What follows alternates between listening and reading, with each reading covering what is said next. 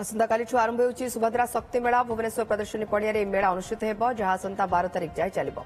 विभिन्न जिलार प्राय 300 ऊर्ध्व महिला स्वयं सहायक गोष्ठी मेलारे भाग नहीं सेमानक उत्पादित द्रव्यर प्रदर्शन करेंगे। खाली ओडिशा नुहे ओडिशा बाहर महिला भी एथिरे सामिल करा जायछि। तेणु एथर सुभद्रा मेला जातीय स्तरीय मेला हेबो बोली उपमुख्यमंत्री प्रभात परिडा सूचना दैछन्ति।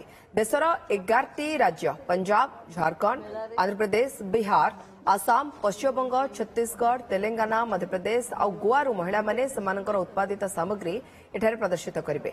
मुख्यमंत्री मोहन चरण माझी मेला को उद्घाटन करेंगे। प्रतिदिन संध्यारे विभिन्न सांस्कृतिक कार्यक्रम सहित फैशन शो भी अनुष्ठित हेबो।